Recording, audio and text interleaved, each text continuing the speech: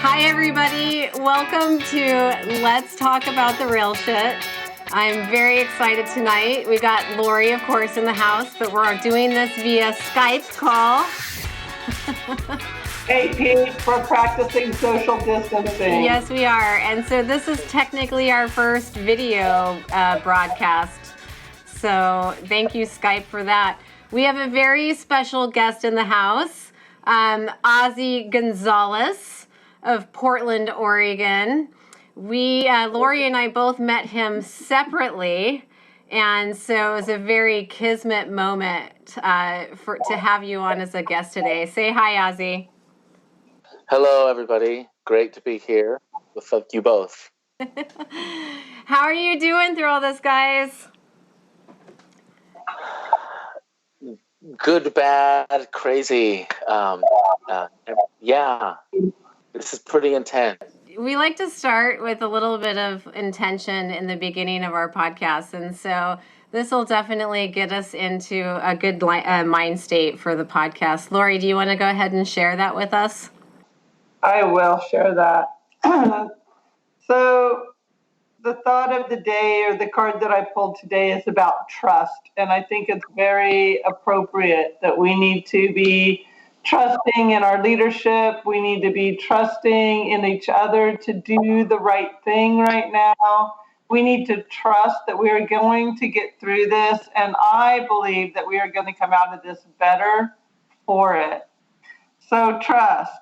I trust that everything will be okay in the end, partly because I simply know it in my gut, but also because it's way more fun to live with trust and confidence than to be a defensive wiener. So there you go. No wieners allowed. That's very appropriate. Oh, that's pretty great. That's pretty great. Yeah, I mean, so Ozzie, first and foremost, let's tell everybody what you are up to right now, because it's definitely kind of a big deal. All right. Well, I am running for mayor of Portland, Oregon, setting up to potentially be their first bilingual person of color mayor, and the first one that actually speaks climate science. Oh, that's awesome. So I'm running a campaign in the midst of all of this COVID transition of the world's economy moment, you know. So how is that? Are we still going to be able to get out and vote? Is the election still going on, or is that going to get put on hold too? There's, yes to all of those things, and it varies state by state. There's some states that are delaying their primaries right now as we speak. So far, nothing about the general election, but it is affecting primaries. Here in Oregon, because we're a 100% vote by mail state, we are so far keeping the schedule for the primaries, which are still set for May 19th. So people are going to be getting their ballots about a little over a month from now, and they're going to be able to vote from home, come what may, as far as abilities to get out. So long as the U.S. Postal Service is going, we should be able to still participate as voters here in Oregon. The same is true. And there's no postage, right? If I remember correctly, there is a stamp involved here on this one. Okay. I hope COVID doesn't prevent people from voting because of a stamp. Well, you're absolutely right. And for that reason, they have drop-off locations. And that is something that's going to be new in this COVID reality. I'm not sure if having drop-off locations is something that will make the government say, you don't need to put a stamp on it this year. Or I could be totally delusional and there's no postage necessary. I'd have to frankly double check on that one, but it's just a good point to bring up. Right. Yeah. Better to be proactive and think about things rather than be when it comes to it, right? Reactive, like we have been so much of right now. Right. Yeah, I mean, with everything that's going on right now, hopefully with the new order set in place that just happened today for Portlanders, are you out and about campaigning and meeting with people still? Or are you trying to stay at home right now? The number of baby kissing and handshaking has gone way down. That's for sure. It's affected campaigns around the world. You might have heard, like at the national level, the campaign, all of the events have been canceled. The same is true here locally. We've had several debates, campaign forums, candidate forums, neighborhood association forums that have all either canceled or are trying to figure out what we're doing right now, how to move into digital platforms.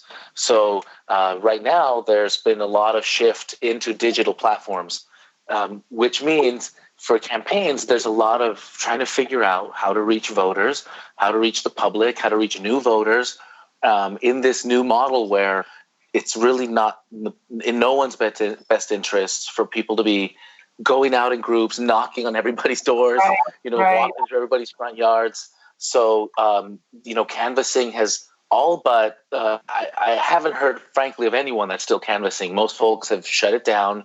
The volunteerism have shifted to other digital means. So, we're using phones, texting, email. I'm certainly using video broadcasting much more. In fact, I am doing a daily broadcast myself at 3:00 on my Facebook and Instagram sites. So that's one way in which I create an open place just to meet people. I broadcast that on my social media. I let people know what topics I'm going into. And once in a while, I'll go a little deeper into a specific area. Like this Wednesday, I'm doing an arts forum at 2:00. So for an hour, I'm going to be streaming online. I'll be here from the home. I was going to do it from the set of one of our local small community theaters that had to cancel their show, and their set is up, their lighting is up, they were just about to open, and of course, all of that is no go. So I was going to stream from that set, but because we're all home now, we've shifted that idea just yesterday, back into what we're going to be doing here. But that's a chance to talk all about art, the role artists have in Portland. So that actually hits home for you, I know for a fact, because you yourself are an artist, correct? That is absolutely correct. Yeah, I couldn't be prouder of that. Awesome. What is your art history? So I'm a performing artist. I used to just consider myself the weekend warrior because I wasn't essentially paying my bills with art. Architecture is what has been my profession, what I do just so quote unquote during the day, or what occupies my daytime. But theater, music, dance, that's what fills my battery. And I've been both on stages as a performer. Just last year, I did my last play right as I was picking up this idea of running a campaign. I was finishing a production of Antony and Cleopatra here at a theater in Portland. I got to play the role of Cleopatra, and I'm just kidding. I got to play the role of Antony. It was a lifelong role. I always wanted it. Me too, Ozzie. I've always wanted to be Cleopatra. In fact, I think I am Cleopatra. You can't say no. You can't say no. So, I got to play Antony that on a stage here at Shaking the Tree Theater. It was fantastic. And before that, it's stuff that I would do in open mics, in group performances with friends. I'd occasionally help my buddies with gigs. I like to sing, dance. My wife and I are both performers, so it's part of our blood, and it's the thing that really helps, like I said, feed our soul, connect us to the world. We're both big into salsa dancing, and that's amazingly enough a great scene in Portland, Oregon. Yeah. And one of the best ways to connect to the world. It's one of those things that attracts a world audience, and you could be in Beijing, in Rio de Janeiro, in New York City, and the salsa scene has an etiquette and a culture that is very much the same across the world. So it's really neat to feel that connection. So we do that, and we have a lot of great opportunities and friends in the art scene to be engaged in those things. So that's what fills our battery.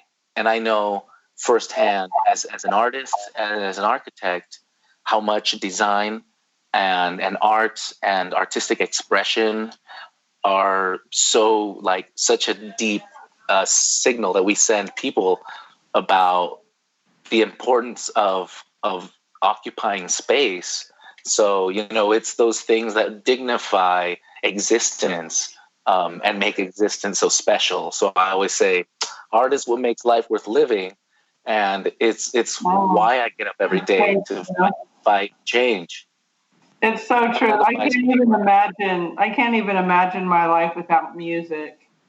And right, and I've been involved with music for as long as I can remember. My first instrument was a clarinet. So clarinet, or oboe, percussion. I was in choir, performing, and a cheerleader too. So, which is like the ultimate geeky performer, right?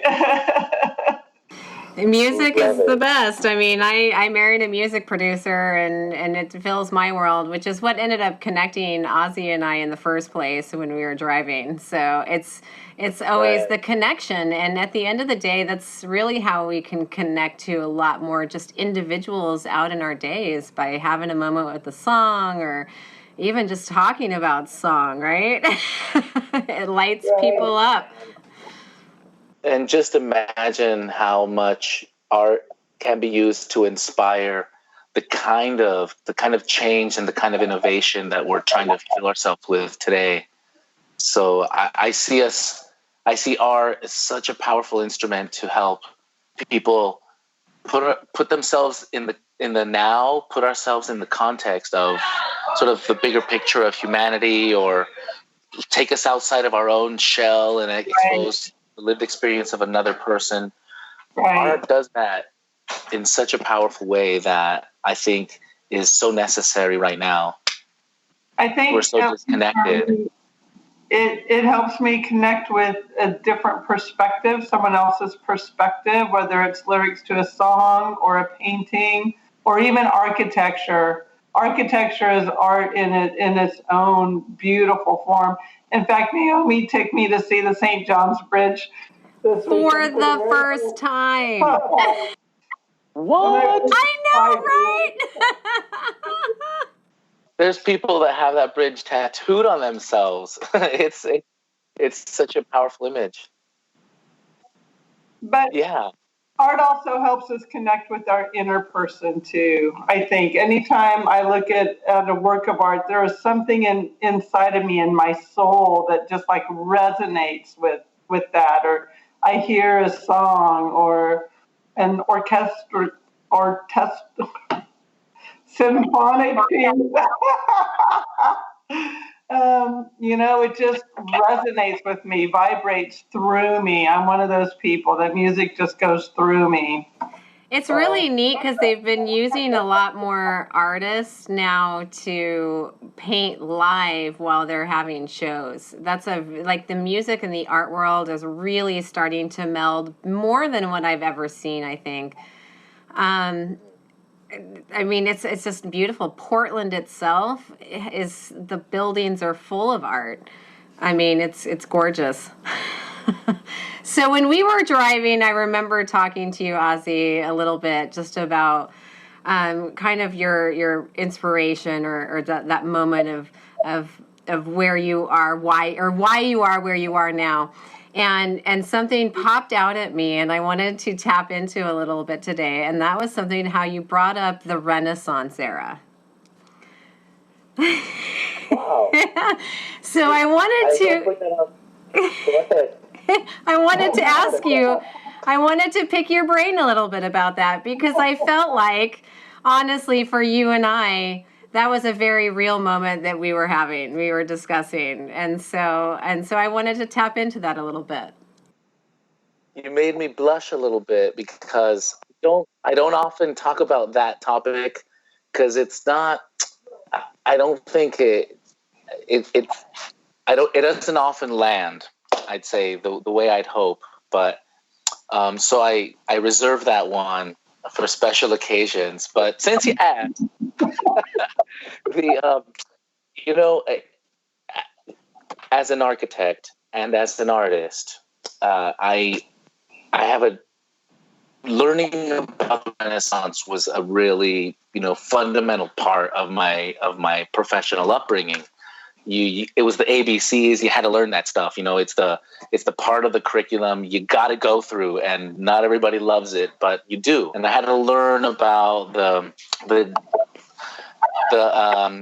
like golden proportions, the classical formulas of design, and how that informed the classical formulas of art. And that was what the Renaissance did. It in many ways it codified a lot of things that to this day we utilize. When we think about what government buildings look like, or what government looks like, or the symbols of power, we associate from the most part with things that were established in the Renaissance era.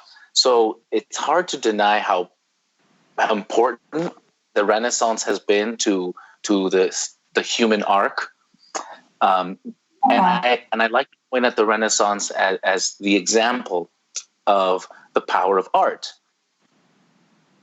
because what made the Renaissance the lasting thing that it is today, to this day, is that it was the moment that government and religion, aka power structures, really began to leverage the use of the artist to drive the narrative of that system, to formalize that system.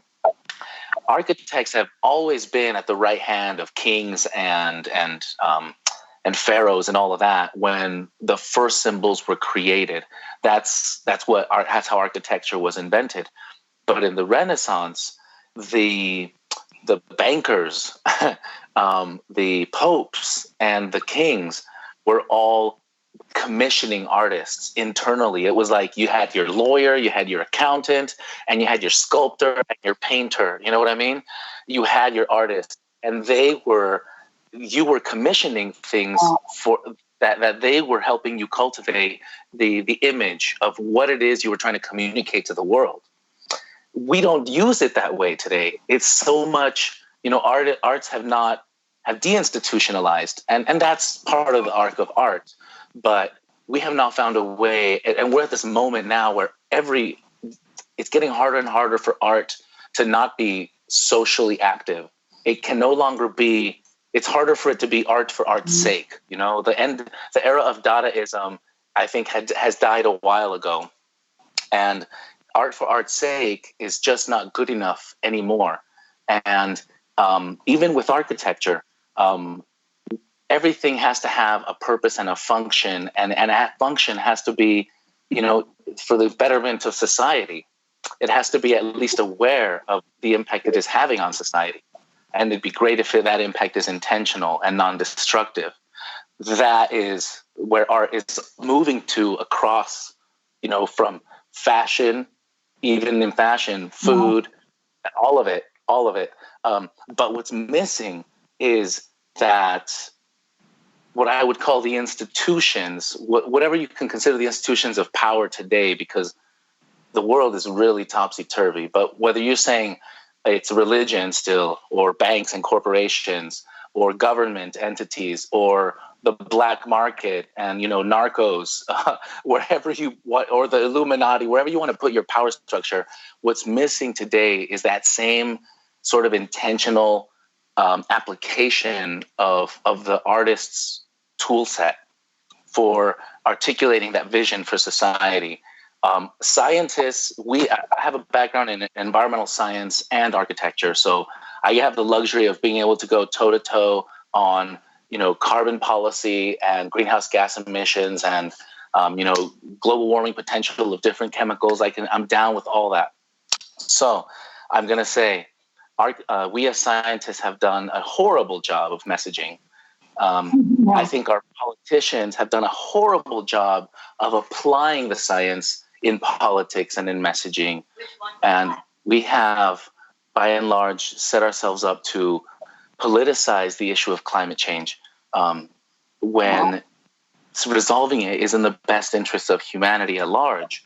And not resolving it doesn't do much for somebody that's in the top 1/10 of 1%, because, I don't care how much money you have. At the end of the day, you can't turn money into lobster if the oceans are dead, and if there's no living city with a workforce that lives nearby, and if the system isn't taken care of, you don't get to do that. You don't breathe money. You don't eat money. So the system needs to be resolved, and I think we've hit that place now. And yeah. So anyway, we've happened to also. It's great. Thank you so much for. I knew I wanted to zone in on that. Of course, when I have these moments with people, when I meet you in the day, I'm listening. So I wanted you to know that.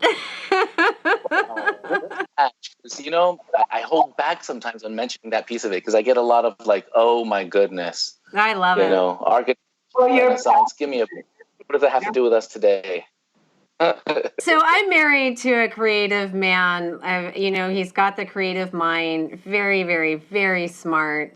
And, there's something, and I actually have a great therapist too, and we talk about the creative mind in itself and the different emotions that we deal with people.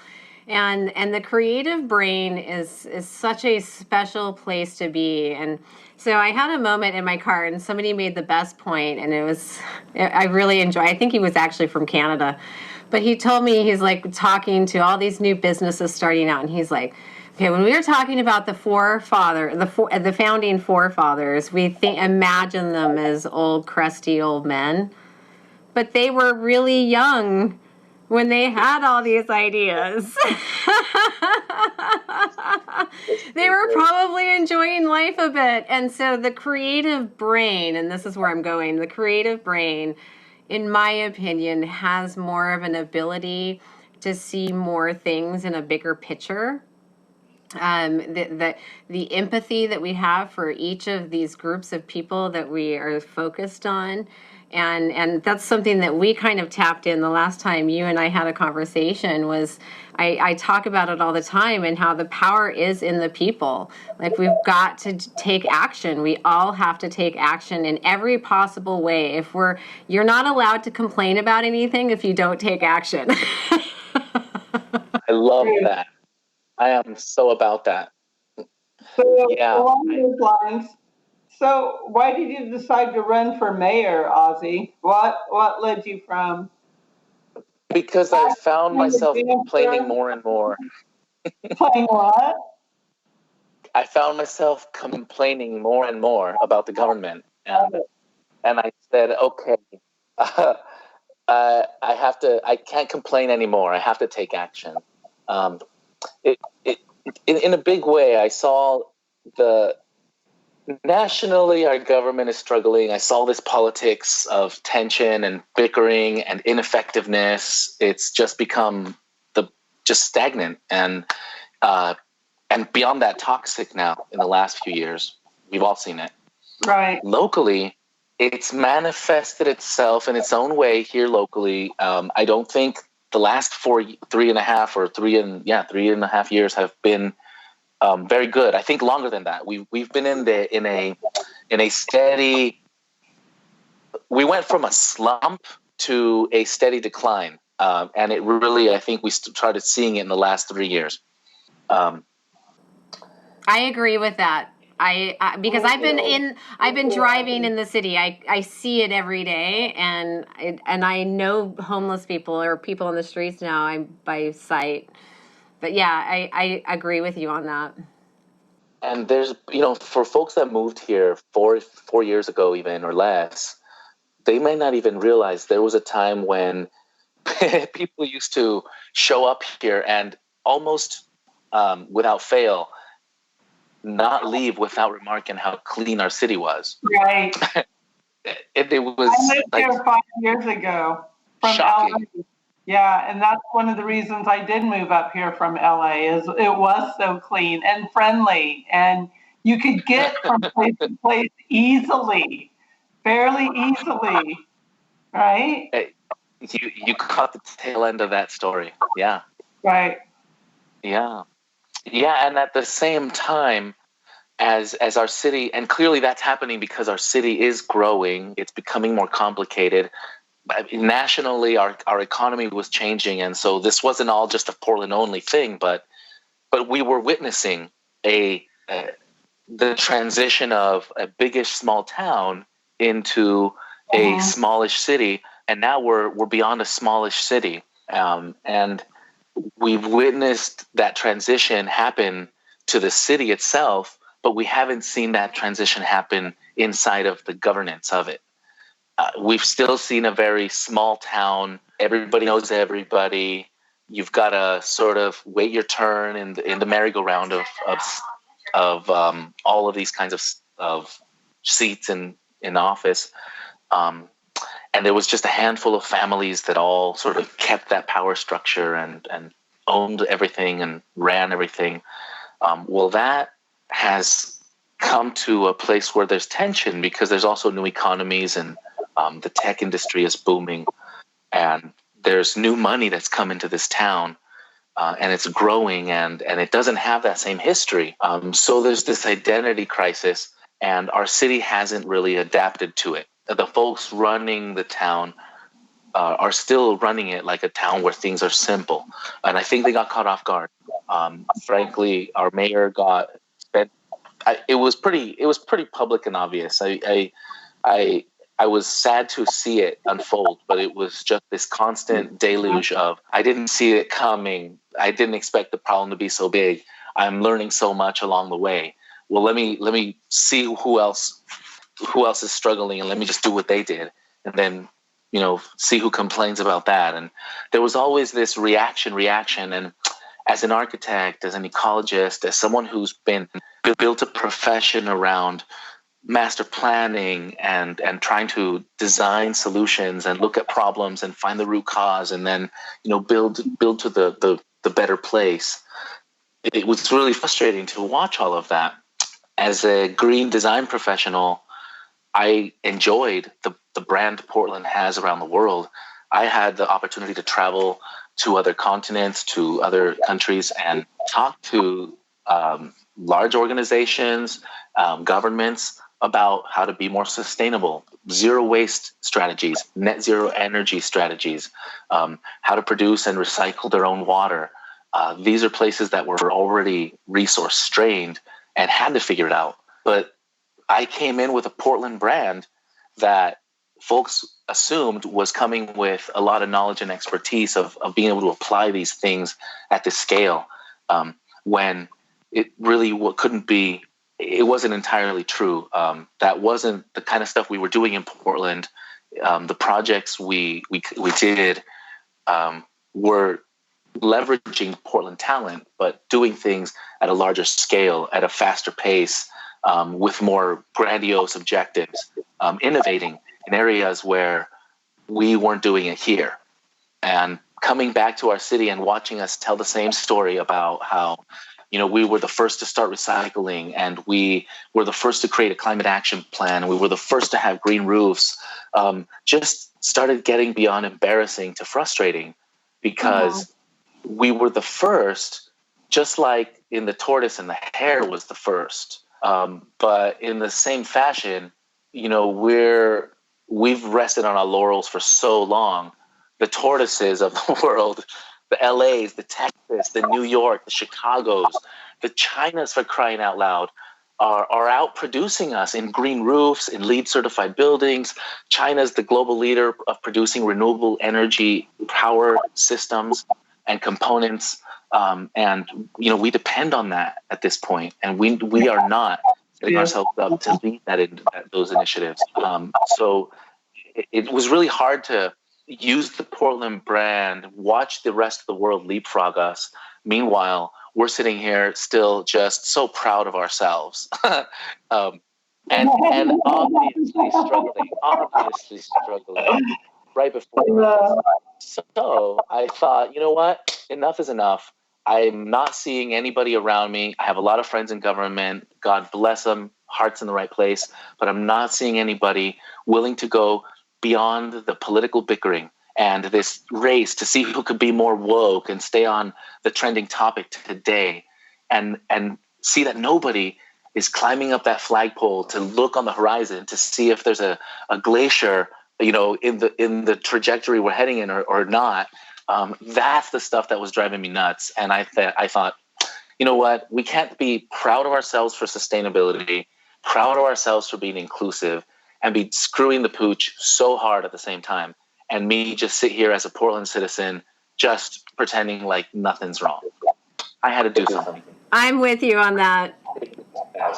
Yeah. Yay, Yeah, I'm totally with you on that. I could not agree more. I feel the same way. I talk about it all the time when I am able to work right now, but it inspires me. It's why, and music and arts is also part of my passion, and that spiritual connection and the empathy that I've learned over the years, and kind of being able to just see the bigger picture. And when you see the bigger picture, you got to go for it. We got to go for it. We got to become leaders, because the world needs these kinds of leaders that can heal not just ourselves, but the planet. And so that we can start regaining the trust in our system. Because right now, right now, I mean, especially with what's going on with the coronavirus, everybody's under a microscope. So there's a lot of things happening. There's a lot of pressure. And it's like, and so I have to bring this up actually, because my brother made an amazing point. He works for some corporation in Washington State, and he's the big man right now with his company, because he's helping everybody to work remotely. So he's having this moment, and this is my sweet brother, because he has to like take himself out of his head and step back and think about things. But he was feeling like pretty, wow, I'm Forrest, man. I got this. I can help everybody. I'm having my 15 minutes of fame right now, and it's all because of the virus. So we have, we've got all these people out there talking, and he made a good point. It's like the emperor has no clothes. That's the reference that he made. And so people are kind of just listening to what they hear, but here's the emperor with no clothes on, but they believe that he has something on him, So we're being controlled by our media.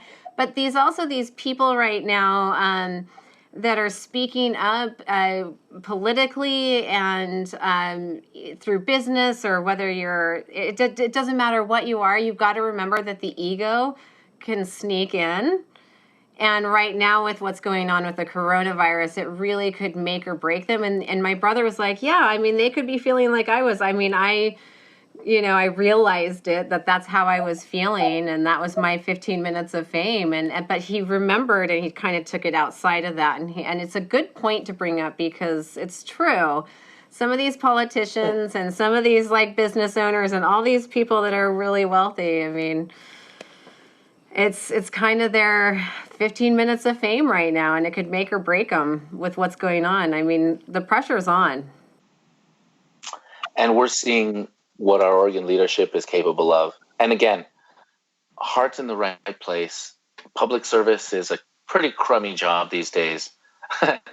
but nevertheless, we need leaders that can lead through these things. And that requires people to be able to know where they're trying to get us on the other side.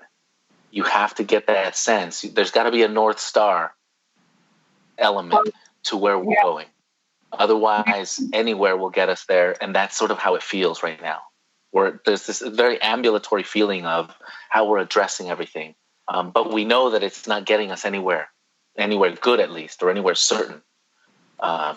Well, I like your analogy of climbing up the flagpole and looking for the iceberg, because I think that's one of the things that is lacking is vision, a clear vision and a clear path, and then having the leader that can paint that vision for those around and encourage them and engage them to do what they need to do to follow that vision and help that vision grow. So there's a lot of leadership principles in there. And I've been looking at your agenda, Ozzie, and oh my God, do you have a big vision? It is a big vision. And you are addressing so many things. Just, I'm looking at it right now. Updating Portland's government structure, make public service the city's top priority, accelerate housing and mobility solutions. That's just one little section of the agenda. Yeah. That's just the first week. Yeah. There's homeless people, working poor and middle income earners, and each one of these big, broad subjects has subtitles, subsubjects underneath it. I mean, this agenda is huge. Local business owners, riders, walkers, drivers. How are we going to make Portland and the metro area more accessible and easier to access? I live in North Portland, and I don't even like going into Portland anymore for two reasons. One, it's hard to get back home. It can take an hour to an hour and a half to drive 7 miles sometimes. And the homeless population has just changed Portland from being, this is such a clean hometown, to, I don't want to, walk over all of the yuckiness.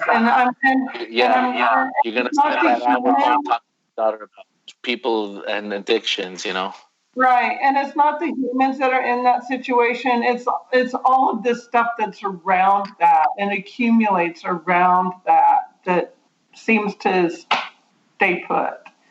But yeah, your law of form. I've read through your entire agenda, Ozzie, and it's incredible. It really is incredible. So I appreciate that. I feel like I gotta give some recognition, a sash or something for people that get through that darn thing, because I'm trying to find ways to synthesize some of the main threads. There is overlap across that, because I didn't think people would read the whole thing. So I wanted to make sure that when things were relevant, they showed up in those places.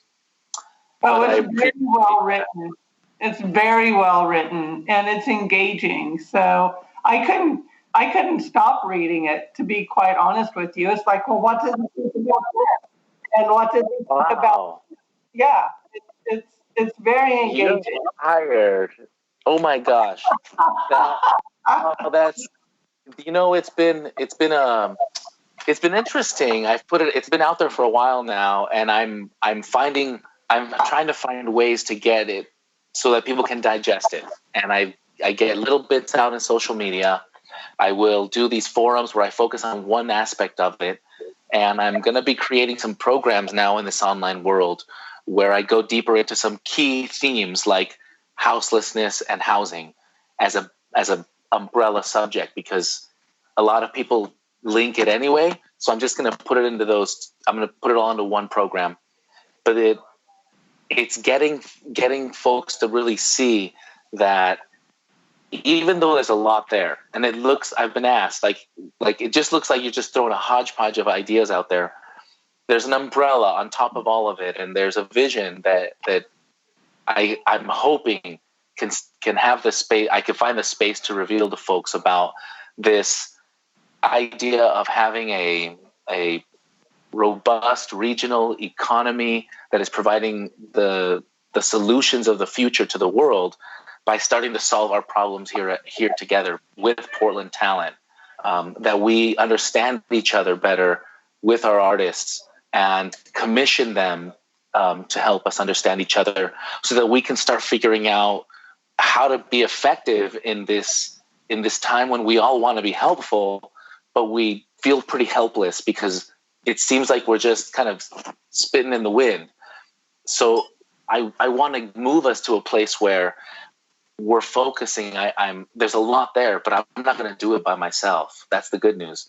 Everybody out there cares about some piece of that more than others, and it's those folks that have the biggest complaint or the care really the most about something that I want to be able to activate, and I want to be able to bring all different pieces together to this vision of creating a city that embraces the fact that it is now represented by all kinds of faces that are reflective of the entire world, and that we agree to the fact that Portland is a great place to live, to raise a family, and that this relationship the city has to nature is exactly why we came.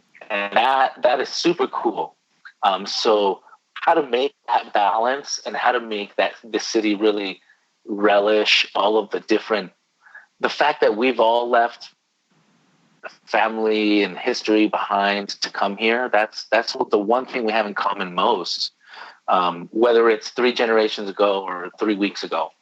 That's really what's happening for a lot of this region, and learning how to bridge that with the long legacy of establishment, occupation. I don't know what to call it, settlement of this area, because right now, in this moment of COVID, we're seeing that we have to adapt our behaviors and we have to learn how to survive in a new way.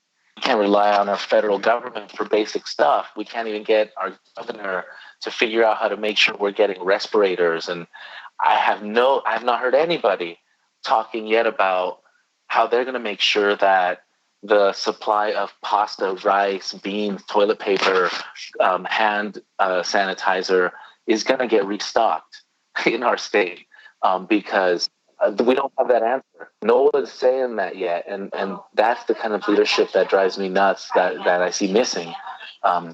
So all of that is showing us that we are going to have to figure out, frankly, how to make do, and rely less on our government, rely less on the global marketplace for the short term, but also how to not be so vulnerable in the long term.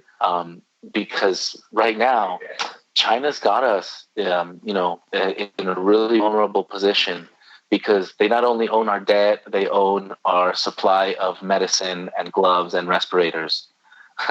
And when there's so many customers in the world right now, and there's a lack of supply and a surplus of overwhelming demand, these are the kinds of things that I think leaders should be thinking about, should be losing sleep over. Not how to phrase my stay at home versus my don't go outside policy. That's what frustrates me to no end. That's the version of leadership that we somehow consider acceptable right now. And I'm going to offer a better answer out there. That's why we need to look back at even our indigenous society, because we're like this close from starting to have to figure out how to make housing out of not even 2x4s anymore. And I don't mean to be so dire. I just mean to say, just like when Wi-Fi goes out and we realize just how dependent we are on something and how much we're like, oh, I don't even know where my candles are. I don't even know where, how to do that thing that I used to know how to do with Wi-Fi. Or I can't even call my kids because I don't know their phone number because it's stored in my phone. I am so I'm screwed because the only phone number I have is myself. Can't write your family phone numbers down, people. Let's be prepared. I almost don't trust myself to know if it's raining or not. It's just, so we see how vulnerable we are. And we are seeing versions of that right now in our global marketplace. Because when push comes to shove, this is where our vulnerabilities are exposed. And I feel like we're getting challenged in a big way. Mother Nature's thrown us a fantastic curveball. We agree with you. We absolutely agree with you. We both kind of feel like I mean, I'm a hard worker, and Lori's still working hard because she's actually in the medical world right now, and so she's hitting it hard, really big time right now. But I've been asking for a rest, boy, and I just couldn't afford it, and so here you go. But the planet needs it too, and just think about this moment for the scientists too who are studying everything that's going on, and it's going to be a pretty big, drastic curve in their graphs to educate us a little bit more, but it's a very eye-opening moment for a lot of us. Well, let's take a big step back and see even a bigger picture here, because I know that there's a lot of science right now around just trying to play catch up to this situation. We have to. It's showing us how much we have to invest more in these sorts of resources to put us in a better position. It's not like this was 100% out of the blue, but we could have been much better prepared than we were because we underestimated just the concept of preparedness. So that sucks. But a big step back to really look at the arc of not just us right now alive today, but to look at us as the timeline of people, of humanity as a species. This is one of those evolutionary moments where we are realizing that it is our very behavior, it's our customs that are becoming the vulnerability to our survival. Yes. We're questioning whether we should ever shake hands again. That's an interesting place to be. And things like, basketball games and those sorts of scenarios, we have to figure out how to exist in a world where those sorts of customs might represent a vulnerability to our survival. But it's and we can't just go, we can't just isolate. We can't just become like, let's just all throw on that virtual mask. Let's live virtual. It's going to be cool. That's neat, but the real world is a place. We have to acknowledge that. I'm not ready to ditch that place. I like it. Right. But we have to recognize that the evolutionary cycle, if we don't just look at just people, but just the way infectious disease interacts with species populations, we're in this moment where our own immune system is having to adapt to new conditions. And that adaptation is in part informed by outside science, but it's also trying to figure out how we're getting exposed to something now.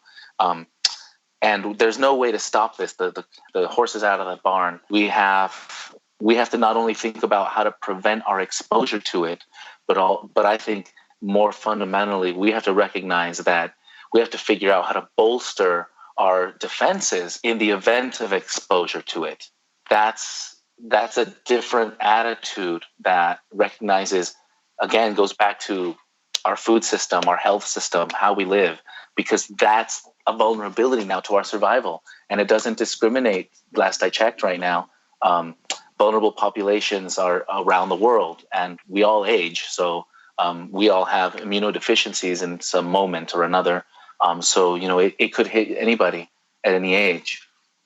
Those are the realities that, from an ecological perspective, I think our species is having to adapt and might have to become more resilient to this new sort of microbial world, which is to say, I'm not trying to be afraid to be exposed. I am preparing myself for the inevitability that I will be, and taking care of myself is probably the most important thing you can do right now to ensure your safety than focusing on trying to get that respirator off Amazon.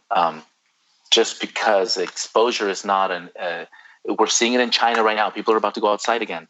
It's not flattening the curve. It's not going to make it go away. It's going to make it so that our systems are not overloaded, which means it's just going to pace it out so that we all get it at an even-keeled pace, assuming we can keep up our resistances. That's really the unsaid real shit that is not being said. Right. So the bigger game here of evolution and survival is how do we prepare our defenses so that when that exposure comes, we're in the best position to respond to it and adapt to it and expose ourselves to it so that we are more resilient for version 2, version 3, version 4, which is happening at a more agile pace than even we anticipated already. So those are the things that from a sort of ecological wildlife biologist perspective, I think about when I'm seeing, yes, any species on Earth, when you look at their existence over the span of time, does this. It goes up and down. And that's somehow we look at that very dispassionately as scientists and go, yes, that's natural. And there's reasons it goes up and there's reasons it goes down. But looking at human beings specifically, we have to recognize we're in a era of mass extinction. This is the 6th mass extinction on planet Earth. This is a real moment in time, which means over 20% of the world's species that exist on planet Earth across plant animals and fungi are going to go extinct. This is the 6th time. There's been times like before the Ice Age and when the asteroid hit that ended the dinosaurs.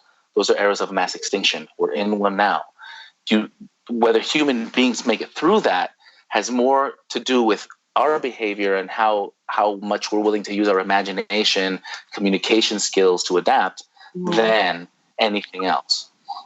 So that's how I think about it. And it includes our global markets, our where we get our gloves and respirators from, how we have our systems of government set up to respond to these situations, as well as how we are actually, creating our institutions of jobs and education and housing, so that we don't have a lot of people that are becoming homeless because they got sick one day and their medical insurance didn't cover everything, and they got evicted or whatever, all that, or they got divorced and and now they're homeless, and then now they're vulnerable and now they're exposing people outside in the street. These are the things that are all falling apart before our eyes, that if we don't have an intentional design that is not intending us away from that, we're just going to continue willy-nilly adapting, hoping that this works and that works.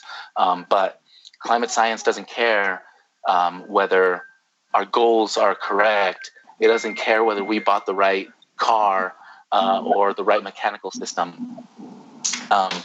At the end of the day, it's whether we see the science or not, the effect is going to be there. So it's really about entrusting science and trusting those that have the ability to shift these systems into a new place. I think that's something we have to be willing to do. But right now, at least politics, last I checked, isn't producing those kind of people. And I'm stepping into a world that I'm trying to change, and I'm not trying to let it change me as much as I want to affect it. And I'm challenging it to be better. So that's what I'm trying to do. I don't want to pretend I'm doing anything different. This isn't about my interest going into politics. This isn't my 15 minutes of fame. Art fills my life, and plan B is always going to be sing songs and tell stories. So that I can do for a lifetime happily, but I can't play the fiddle while Paris is burning, and my songs just aren't coming out as good. So I'm challenging the system to be better, and I think that we can change our complaints and our frustrations into creative solutions. That's what I want to do. Action. Innovation. And we need a leader that can harness that knows how to turn a lightning rod of complaints and frustration into the empowerment of how do we give you the tools to take that lived experience and actually feed it to a good solution. How do we put you in the right room with the right people to get that happen? That's all I've done in my career as an architect and as an ecologist. You take big systems with many parts and you try to figure out how to stitch together a common fabric. That sounds great, Ozzie. I'm with you on that. It requires action from us all. Thank you for putting your energy and time into making the world a better place. I have this conversation on a daily basis with people, so I completely understand. We could talk about all this all day long. I mean, but it's really about, at the end of the day, you guys, is trying to find the balance. We've got to be able to find the balance, and art and music, balancing out the other side of things, the scientific land or the political, religious, even religion, it's a whole other subject, but we need to find the balance. We need to start coming together. We need to take action. You can't complain if you're no longer allowed to complain if you don't do anything about it. So I like that. Ozzie, give us our listeners some plugins on where they can learn more about you and kind of follow where you're at in Portland and Awesome. How they can help. How can people help? Speaking of action, there are so many opportunities. The first line I point you to is to go to my website. I'm at ozzie4pdx.org, and that's OZZIE, the number 4, pdx.org. There you can find connections to my Facebook page, Instagram, Twitter. Go to them, like them, share them. Those are the first things you can do just to help me get the word out. The second thing is to actually step forward and lean into one of the issues that you see that's important to you. I'm looking for volunteers to help me in anything from building coalitions, phone banking, text banking, just calling people to invite them to forums, gathering information about issues. So I'm always looking for folks that can just help with all of those sorts of things, because we're all digital now. Even though I still have my headquarters in Southeast Portland, I have most of my team working remotely. So if you've got an internet, phone connection, Wi-Fi, and you've got some time. Everybody's got time right now. I'm always looking for folks now. Almost everybody. The final thing. Almost everybody. The last thing I'd say is, of course, right now I would really ask for your sincere contribution. Even though I know that we've all gotten slammed, especially if you're an artist, freelance, anything, a consultant, small business. I know we've all been hit. We've been sideswiped right now. I'm still trying to run a campaign. I'm still trying to win and get the message out. And your contributions would be tremendously helpful, no matter what size. I encourage those that have never given before, especially, to consider giving for the first time. To me, as a first-time candidate, getting donors that have never given before is one of the most powerful messages that I could receive and that I could channel out to the political establishment, because they aren't used to engaging with folks that aren't ever engaging with the system themselves. This wakes them up to the fact that we care and we're not afraid to participate. So please give. You can see the donate link on my website as well. $5, $10, $50, $500, any amount helps me out. I've got about 60 days before people are receiving their ballots and have already had to submit them. So this is going to happen really quick. In just over a month, the ballots hit the streets, and I am trying to get my ads and my messaging all out through digital spheres. So it's shifting my budget, and I'm looking to dedicate some funds to advertising.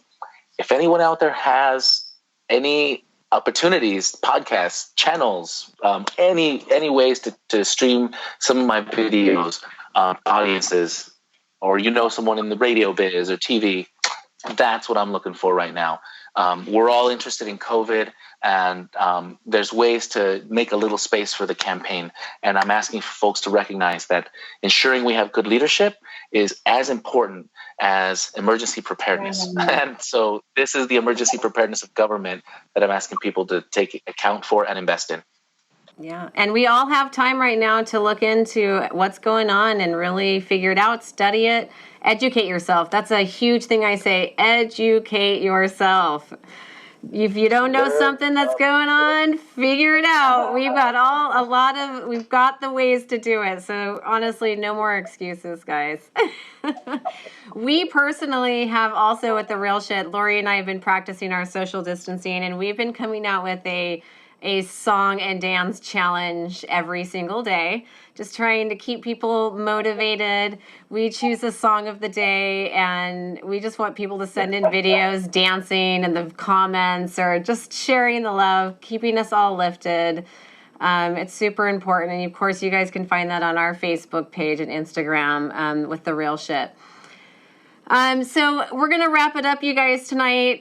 Thank you, Ozzie, so much for figuring the Skype out with us tonight. Success. It was a challenge, but we overcame. Yes.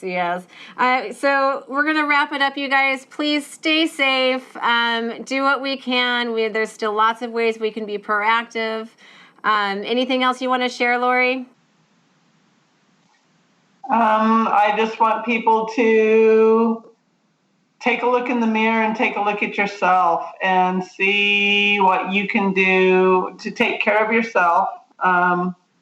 Look within and maybe boost your immunity from within, but also to reach out and show others that you care. Maybe connect with a long-lost friend. Show some grace and forgiveness and reconnect and put some of those grudges behind. They're just anchors, people. They just hold you back. So that's a good idea. What about you, Ozzie? Do you got anything left to say for the listeners? Any advice? Yeah. This is one of those. I think her name was Michelle Ando, or I don't remember the. If it gives you joy, if it sparks joy, so. We're having to let go of a lot of our routines right now, and we're not sure how much of those we're going to get back or how they will feel to wear again when we do get them back. So in this moment, I want to encourage people to seek to find those things that spark joy when it comes to how you connect with folks physically and through these new measures. But find the things that spark joy and share that. Yay. That's what we're all about. And my last, yes, joy and love, music and art. I mean, this is a chance to paint or sing songs. This is it. Or read a book, reflect, be quiet. Also, there's all these vegetables that are left at the grocery store. We talk about trying to fight the virus and starting to build our immune system. Let's start learning about our bodies a little bit more and what the nutrition is to start naturally. The healthier we eat, the more we fight off these huge viruses. So maybe think about quality, not quantity.